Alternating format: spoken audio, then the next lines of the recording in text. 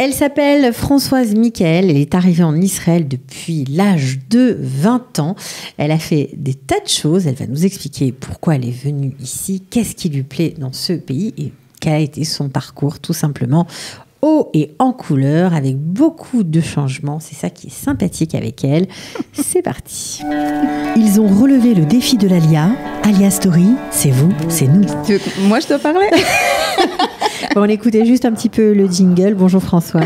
Bonjour Cathy. Voilà, alors pour ceux qui ne te connaissent pas, ça fait très longtemps que tu es en Israël et tu as grandi à Paris, tu étais scolarisée à Yavne et tu as eu une vie, on va dire, rocambolesque. Tu t'attendais peut-être pas à avoir la vie que tu as eue. J'imagine.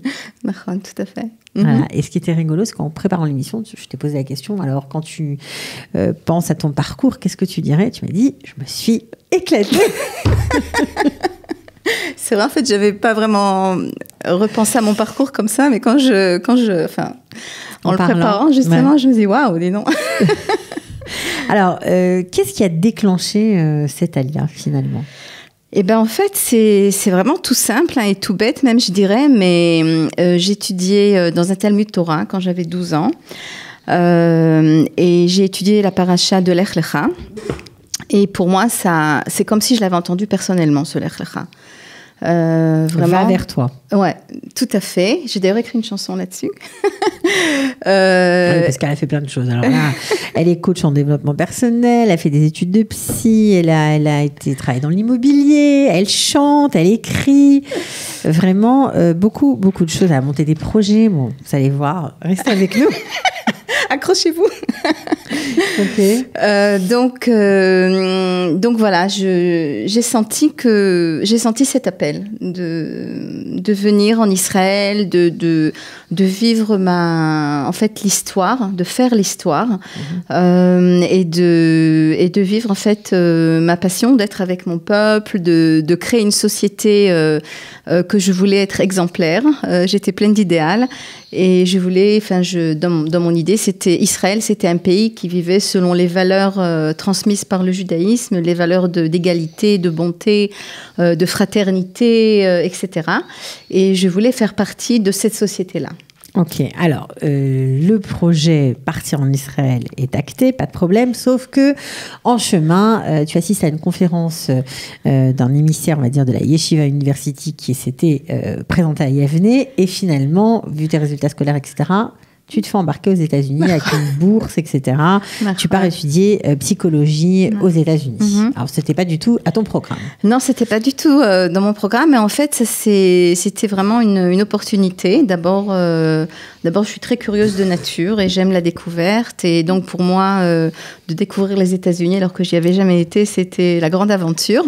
En plus, ils étaient prêts à tout me payer, même me donner une bourse, un logement, études, bourse de subsistance, vraiment tout. C'est une offre qui ne se refuse pas. Et en plus, mes parents étaient très opposés à ce que je parte en Israël. Pour eux, c'était vraiment... tu peux pas partir en Israël, c'est la guerre, c'est les attentats, etc. Et en fait, partir aux États-Unis, c'était partir et faire un petit détour comme ça pour arriver en Israël. Bon, parce que dans ta tête, tu n'avais pas perdu du tout ton objectif. Après 2 ans d'études, tu t'es organisée pour faire ta 3e année d'études en Israël. D'accord. Je l'ai faite à Bar Ilan. Et c'était c'était vraiment, je me rappelle, j'ai débarqué, c'était un peu avant les fêtes, en septembre. J'ai débarqué avec mes valises à Bar Ilan, il faisait nuit et tout, je connaissais personne. Et puis j'ai entendu un bruit inconnu. Je me rappelle comme aujourd'hui, et j'ai dit, c'est quoi ce bruit-là? Alors j'ai été comme ça. J'ai suivi le bruit. J'ai suivi le bruit, et ça m'a fait monter un bâtiment. Je suis arrivée jusqu'au toit du bâtiment. Et j'ai vu en fait que c'était les sandales qui frappaient sur le sol. Il n'y avait pas encore de la musique, ils apprenaient une danse. Et donc j'entendais des dizaines de sandales, voilà, en pas de danse. Et je me suis dit, danses folkloriques en fait. Voilà, des danses folkloriques israéliennes. Et je me suis dit, je suis bien arrivée en Israël, aucun doute. C'est un joli souvenir pour la première minute, voilà, le premier moment où on arrive. Alors, pendant des années, c'était le grand bonheur. Tu étais en phase avec toi-même, c'était l'idéal rêvé. Je vivais mon rêve. Je voulais tellement venir en Israël pendant des années que quand je suis venue en Israël, j'étais vraiment au summum de mon bonheur. Pendant longtemps, je me réveillais le matin et je disais je suis en Israël, quel kiff. Il faut dire que tu étais très religieuse à l'époque. Nahon, tout à fait. Tu as même, après cette année de psycho à Bar-Ilan, suivi des études de Kodesh dans une mikhlala très sérieuse, voilà, qui s'appelle Neve Yerushalayim. Qu'est-ce qui t'animait à cette époque-là? Tu avais soif d'étudier? D'abord, j'avais envie de me reconnecter en profondeur aux valeurs du judaïsme et aussi un petit peu de creuser parce que j'avais été à Yavne, on étudiait les choses, mais on n'étudiait pas vraiment, en ce qui me concerne, les choses dans leur fond. On étudiait surtout les choses dans leur forme. Et moi, je voulais le fond des choses. Je voulais savoir pourquoi on fait ce qu'on fait. Je voulais savoir quel était la rationnelle derrière ce qu'on fait. J'avais des questions que j'osais pas poser dans les établissements religieux dans lesquels j'avais été. Et là, j'avais envie de poser ces questions. J'avais envie de me reconnecter en profondeur avec mes racines, de vraiment comprendre le pourquoi et le comment de. Ça t'a aidé à ton intégration dans la vie israélienne? Le Kodesh. Ouais. Je peux dire que ça m'a rempli. Je crois que j'ai un monde intérieur qui est très riche grâce à ces études. Les études de Kodesh étaient passionnantes en ce qui me concerne. Vraiment, c'était un régal. Vraiment, pour moi, c'était vraiment quelque chose de fabuleux. Est-ce que ça m'a aidé dans mon intégration? Je sais pas. Je peux pas dire véritablement. Donc, tu as étudié 4 ans quand même, le Kodesh. Pas seulement une seule année. 4 ans, c'est long. Tu faisais que ça à plein temps? C'était à plein temps? C'était pratiquement à plein temps. Je travaillais par-ci par-là. Au bout de la seconde année, j'ai commencé à travailler au ministère des Affaires étrangères. Enseigner l'anglais, mais la plupart de mon temps, j'étudiais. Alors, pour toi qui étais si idéaliste, travailler au ministère des Affaires étrangères, c'était une consécration, j'imagine. C'est quoi consécration? Consécration, ça veut dire que ça y est, on est arrivé, c'était le rêve sioniste en plein. Oui, enfin, j'étais contente. C'était une expérience sympathique, disons. C'était sympa. Oui, tout à fait. Pendant 4 ans aussi. Et... Bon, alors, après avoir fait tout ça, tu t'es dit, le monde de l'entrepreneuriat n'attend que moi.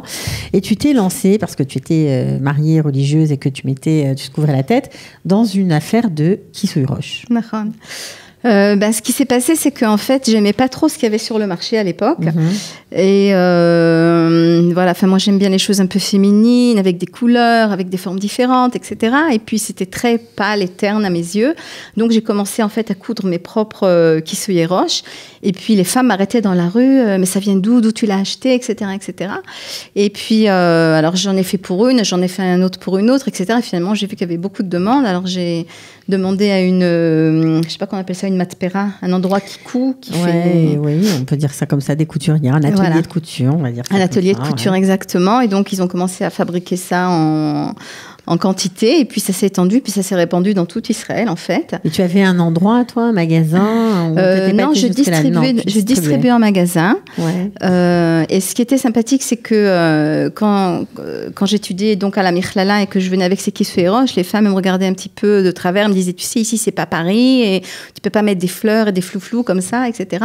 Et puis finalement, mes kisui roches, je les ai vus à Mea Shearim, alors je me suis dit, c'est bon, le changement est en cours. Le changement est en cours, mais c'est un changement qui t'a un peu bouleversé parce que tu as la rançon de la gloire, tu t'es fait copier.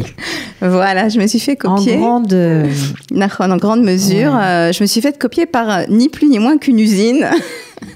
Comment on appelle ça, un grossiste, qui ont inondé le marché de mes modèles. Et ce qui m'a vraiment embêtée, c'est qu'ils l'ont fait en moche, alors que moi, je faisais vraiment attention à ce que tout soit... Alors, ça, c'était pas très grave, mais ça t'a fait un très gros manque à gagner, j'imagine.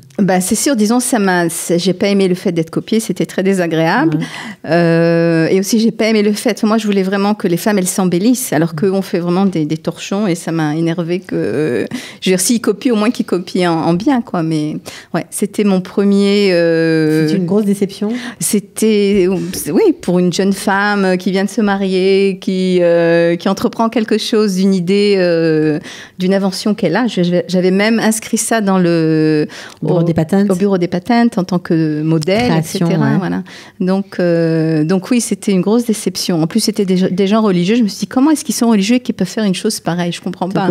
Tu t'es pas battue, tu n'as pas porté plainte? Si, j'ai fait ce qui s'appelle un tsav menia, c'est-à-dire, je sais pas comment on dit ça en français, mais j'ai fait un blocage, on va dire, judiciaire qui les empêchait de vendre pendant un certain temps. Et finalement, c'était de tellement grosses sommes à chaque fois pour l'avocat et toute la procédure que j'ai dit, je faisais pas le poids, donc voilà. Bon. Alors, comment on se relève de ça? On se réinvente, on part dans d'autres directions? C'est ce que tu as fait? Oui, c'est ce que j'ai fait, tout simplement. D'abord, j'ai continué mes projets dans le domaine du social. J'avais déjà initié, quand je suis venue en Israël, dès la première année, j'avais initié la traduction du livre de préparation aux tests psychométriques afin de permettre à plus d'immigrants, de nouveaux immigrants, de se préparer à ces tests et d'y réussir.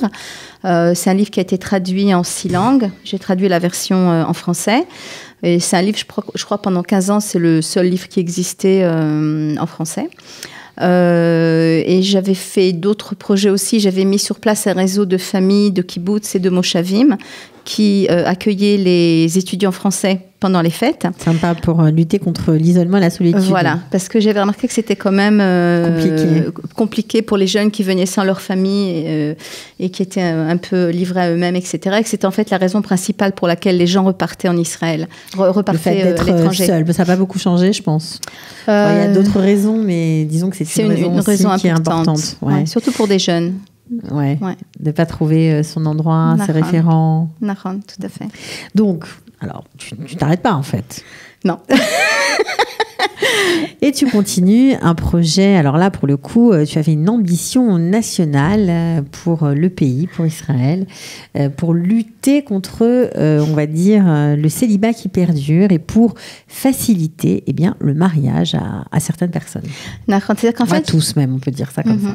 C'est-à-dire qu'en fait, j'ai réalisé qu'une autre raison pour laquelle les gens ne restaient pas en Israël, c'est donc parce qu'ils étaient seuls et donc ils n'étaient pas mariés. Et qu'en fait, j'avais vérifié les statistiques et les gens qui se mariaient sous une période de 5 ans, à partir du moment où ils étaient montés en Israël, restaient pour une grande majorité, je crois que c'était 95%, alors que s'ils n'étaient pas mariés, ils repartaient aussi. Voilà.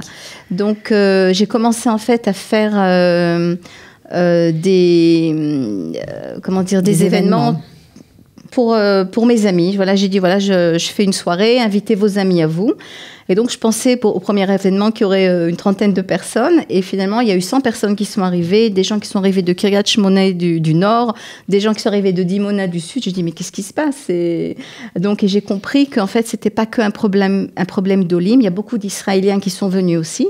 Et j'ai compris qu'il y avait vraiment un gros problème de mariage en Israël. Tu penses que ça a changé aujourd'hui? Je pense qu'il y a un autre problème aujourd'hui, qui est plutôt un problème relationnel, disons de conserver les mariages. Mais je pense que le problème ce que j'ai compris aussi avec le temps, c'est que la raison pour laquelle les gens se mariaient pas, c'était pas forcément parce que ils rencontraient pas leur âme sœur, mais c'était souvent parce que ils avaient en fait des croyances des blocages, des choses qui les empêchaient d'aller de l'avant où ils étaient, ils voulaient en fait des choses qui étaient pas réalistes. Enfin, en fait, j'ai compris que tout venait de la manière de penser et des expériences qu'on avait vécues. Alors, c'est pas resté, on va dire, un projet simplement dans ta tête, mais tu as été assez loin, même si ça ne s'est pas réalisé à l'échelon national. Tu as donné des chiffres, tu as étayé, tu as préparé un vrai dossier que tu as présenté, notamment à Tzipi Livni, qu'il avait accepté, mais ça ne s'est pas fait faute d'argent, faute de budget, voilà, parce qu'il y a d'autres décisions qui ont été prises. Et tu avais en fait étayé que ça coûtait beaucoup plus cher à l'État que les gens ne se marient pas, que d'essayer d'investir dans cette cause-là, en fait. Ça paraît un peu... C'est-à-dire qu'en fait, ce que j'ai fait pendant 9 ans, c'est que j'ai organisé des activités socio-culturelles pendant lesquelles les gens donc se sont rencontrés. Et pendant cette période, en parallèle, j'étudiais un petit peu et j'étais en relation avec différentes universités dans le monde. Rutgers aux États-Unis, j'étais en contact avec Singapour, aussi le gouvernement de Singapour qui est extrêmement actif dans le domaine des mariages. Et ce que j'ai donc... Pourquoi quoi? Pourquoi Singapour est très actif dans le domaine des mariages? Parce que, en fait, Singapour ressemble à Israël à plusieurs niveaux. Et un de ces niveaux, c'est au niveau de la population. C'est-à-dire que Singapour est un pays où il y a peu de ressources naturelles. Et en fait, un peu comme Israël, et la seule vraie ressource naturelle, leur vrai atout, c'est la population. Donc, ils ont compris que le fait qu'il y ait de moins en moins de gens qui se marient et que les gens se marient de plus en plus tard... un grave problème à l'échelon national. Exactement, c'était un grave problème et c'est pour ça qu'ils ont un ministère entier qui est dédié à ce sujet-là. Au mariage des célibataires. C'est-à-dire incroyable. Voilà, tout à fait. Et ils sont extrêmement avancés. Je veux dire, d'abord, ils sont avancés dans tout ce qui a trait à la famille. Ils ont vraiment des activités incroyables à ce niveau-là. On est très, très loin derrière eux. Et pour en revenir donc à ce qui s'est passé en Israël, c'est que donc, en parallèle des événements que j'organisais, qui ont donné lieu à 50 mariages et environ 150 enfants qui sont nés, j'avais donc écrit une proposition de projet que j'avais présentée à différents ministres, et notamment Tzipi Livni, avait été convaincu. C'était l'époque où Ariel Sharon disait qu'il fallait trouver le moyen de faire venir 1 million de Juifs en Israël. Et moi, j'étais voir Tzipi Livni, qui était le ministre de l'Intégration, et je lui ai dit, voilà, tu veux amener 1 million de Juifs en Israël? Voilà, je lui ai donné mon dossier, je lui ai dit, voilà, c'est la solution. Et en fait, elle a été convaincue que c'était effectivement un moyen de faire venir beaucoup de Juifs en Israël, et elle voulait donc commencer porter ce projet, mais finalement, voilà, ça n'a pas été le cas. Mais par contre, tu es partie à Singapour avec. Je suis partie à Singapour, mais je voulais juste quand même mentionner que ça avait été, c'était tombé à cause du fait que Netanyahou avait coupé les budgets gouvernementaux à l'époque. Et ce qui m'a beaucoup ennuyée, c'est qu'il a, par exemple, coupé les budgets pour les femmes qui étaient divorcées. Je ne sais pas si tu te rappelles, il y avait tout un scandale à cette époque-là. Et je me suis dit, mais si, au lieu de couper les budgets, on investissait pour que les gens se marient, donc voilà, il y aurait moins de femmes divorcées, etc. Donc, il faut juste un petit peu penser au-delà du bout de son nez pour... voilà. Mais comme tu l'as dit, effectivement, j'ai été invitée par le gouvernement de Singapour, qui a été très intéressé par mon projet. Et donc, on a échangé des idées. Et ils ont même adopté le nom de mon projet. Mon projet s'appelait Romancing Israel. Et eux ont... appelé ça Romancing Singapour. Voilà, un petit peu après, ils ont fait un projet. Bon, alors, c'est quand même... tu peux être fière quand même de ce... Oui, tout à fait. C'est quand même une chouette aventure. Tout à fait. Bon, alors, comment tu te sentais par rapport à ton Israël idéal que tu avais quand tu es arrivée à tes 20 ans? Disons que petit à petit, j'ai commencé quand même à voir... je suis sortie de ma bulle et j'ai commencé à voir d'autres aspects d'Israël que j'avais complètement occultés auparavant. Ce qui prouve à quel point ça dépend vraiment de l'état d'esprit dans lequel on est, qui nous fait voir la réalité de manière différente. C'est-à-dire que ce que j'avais vu avant existait, ce que j'ai vu après existait aussi. Simplement, ça dépend sur quoi on porte notre regard, si je puis dire. Donc, j'ai commencé à voir d'autres choses qui m'ont beaucoup gênée, entre autres la corruption en Israël. Je trouvais ça quelque chose d'inouï que dans notre pays. Je veux dire, moi, j'étais pas venue en Israël pour qu'il y ait autant de corruption. Je veux dire, les gens m'ont dit, oui, mais tu sais, Israël, c'est un pays comme les autres. Alors, je dis non, si c'est pour un pays comme les autres, je vais pas venir en Israël, je vais aller n'importe où ailleurs. J'ai pas besoin d'aller dans un pays où il y a la guerre, des attentats, et de la corruption, et de la corruption et le coût de la vie, etc. Donc, moi, je suis venue ici pour une société qui a une autre allure, pour construire quelque chose de différent. Et donc, c'est quelque chose qui m'a vraiment... Ça t'a beaucoup perturbée et tu t'es engagée d'ailleurs. Alors là, on fait un petit saut en avant. En 2015, tu t'es engagée pour le parti anti-corruption, contre la corruption de Rafi Rotem. Bon, il n'a pas gagné. Il n'a pas été élu, il n'a même pas passé le seuil de l'éligibilité, mais c'était quand même, j'imagine, pour toi, quelque chose d'important. D'abord, c'était important parce que ça nous a permis de faire beaucoup de bruit C'était légitime de faire du bruit sur nos agendas.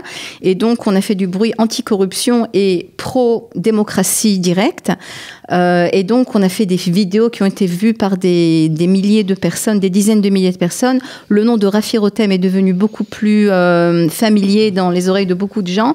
Donc, ça nous a en fait aidé à faire passer le message qu'il y avait besoin de gens qui mènent un combat contre la corruption et en faveur d'une démocratie directe qui représente véritablement la population. Mmh. Alors, dans ta vie mouvementée, le côté perso aussi, on prend un coup, alors se modifie, on va dire ça comme ça, puisque sur ton chemin, tu divorces à un moment et tu changes complètement on va dire, ta façon de voir les choses, ta façon de voir la vie. Tu n'es plus religieuse. Non. Pas tout à fait. Non, c'est vrai, je change. Tu changes complètement, on va dire. Je ne sais pas comment on peut dire ça. Tout à fait. Disons que tu abandonnes la pratique telle que tu la faisais, peut-être. Disons que ça a été un processus progressif qui a commencé pendant mon mariage. Et petit à petit, je me suis défait de ce qui t'embêtait dans la vie. Le mari et la pratique au quotidien. Je me suis défait de ce qui me prenait la tête. Et donc, oui, j'ai passé un permis de moto, j'ai pris des cours de danse, j'ai pris des cours de chant. Et j'ai commencé à vivre une vie différente. Voilà, c'était un autre chapitre. Un autre chapitre. Alors, je ne sais pas si on peut voir un petit extrait de ce que tu fais. Entre autres, c'est vraiment ta multiple cordes à ton arc. Ariel, je ne sais pas si on peut voir un petit extrait de son clip, voilà, parce que tu fais les choses à fond. Hein. Quand tu les fais à fond. Tu as même participé à un concours de jazz ou un festival de jazz en 2012. C'est-à-dire le club de jazz du Festival d'Israël. Voilà, et là c'est en français. On va essayer d'écouter un petit bout. Razata, j'ai pour me tenir compagnie une tortue de Canaries et une chatte. Pour laisser maman reposer, très souvent je fais le marché et la cuisine. Je range, je lave, j'essuie, à l'occasion je pique aussi à la machine. Le travail ne me fait pas peur. Alors, un petit extrait pour voir un peu voilà, l'étendue, les différentes cordes à ton arc, on va dire. Donc ça, apparemment, c'est très pro. Tu en fais beaucoup, des concerts, tu chantes, tu te produis. Je me produis. C'est pas évident parce que de travailler et de se produire en même temps, ça demande beaucoup. Donc ça, c'est ton plaisir, c'est ton passe-temps. C'est mon plaisir, mais j'ai quand même étudié, j'ai quand même pris des cours de chant pendant 10 ans, y compris j'ai même étudié à l'étranger, j'ai pris des... Plaisir ne veut pas dire que c'est amateur, moi, j'ai pas dit ça, j'ai dit que c'est quelque chose que tu fais de façon professionnelle, mais vraiment pour ton plaisir. Tu as une autre activité professionnelle. À côté de ça, tu es, on va dire, coach holistique. On peut dire ça comme ça. Tout à fait. Tout à fait. Je voulais juste dire pour la chanson que c'est vraiment, pour moi, c'était une passion. Ça a toujours été une passion. D'ailleurs, quand je suis venue en Israël, j'ai participé à un concours de chant interuniversitaire et j'ai gagné le premier prix. À l'époque déjà. À l'époque. Donc, comme quoi, on retombe toujours sur... Je suis revenue à mon amour. Disons, quand j'étais religieuse, j'ai pas chanté et je crois que j'ai pas dansé. Ça m'a vraiment, ça m'a manqué énormément en fait. Et donc voilà, quand j'ai divorcé, je m'y suis remise et ça m'a donné beaucoup de bonheur. Je dois dire que j'écris aussi des chansons. Ouais. Et tu fais plein de choses, on a compris. Voilà. Mais ce qui est intéressant, c'est qu'aujourd'hui, tu te consacres aux autres, puisque tu as monté un projet, on t'a reçu dans le cadre d'une autre émission qui s'appelle Let Go, pour aider justement les autres à délier les nœuds, on va dire, et les aider par différentes méthodes. Aller mieux. C'est-à-dire qu'en fait, ce que mon parcours m'a aidé à comprendre, en fait, c'est que si on veut changer les choses, alors il vaut mieux commencer par l'intérieur, même si c'est en petit, mais qu'en fait, le monde extérieur, c'est qu'un miroir de ce qui se passe à l'intérieur, aussi bien au niveau personnel qu'au niveau collectif. Et donc, je me suis dit que si j'arrivais à aider les gens à se défaire de ce qui les encombre, de ce qui les attriste, de ce qui leur fait peur, etc., alors leur moi illuminé apparaîtrait. Et en fait, c'est ce moi-là qu'on aurait dans des échanges. C'est à ce moi-là qu'on aurait à faire face. Et ce que je pense, c'est que si vraiment chacun se reconnectait à son pôle divin, c'est comme ça, c'est ce que j'appelle en fait, parce qu'on a tous du divin en nous.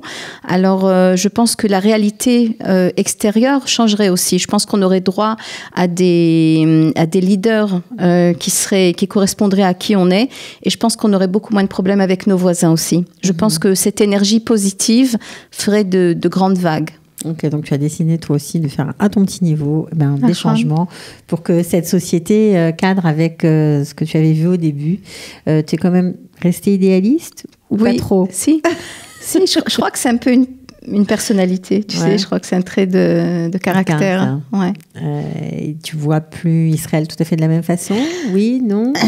Je vois plus Israël de la même façon, mais ce qui a changé aussi en moi, c'est... disons, je vois un peu la vie comme un supermarché. Il y a de tout. En Israël ou ailleurs, il y a de tout. Et en fait, on vit dans nos pensées, comme l'a dit Rabbi Nachman. Et ce qui est important, c'est de porter son regard sur des choses positives. Parce qu'en Israël, il y a du positif et du négatif. Et plus on porte son regard sur les choses positives et plus on délaisse les choses négatives, et plus en fait on augmente le positif dans notre vie. Tu penses que c'est ce genre de conseil qu'il faut donner aux nouveaux immigrants ? Tout à fait. C'est un conseil que je donnerais à tout le monde, quoi qu'il en soit, c'est d'augmenter le positif dans sa vie en focalisant sur les choses positives. Et en oubliant, en ne regardant pas le négatif. Et plus on fait ça, et plus on a du positif qui vient à nos yeux. D'accord ? Et quand on voit des choses positives, on pense positivement et ça nous fait nous sentir bien. Ok, bon, bah alors voilà, vous avez compris.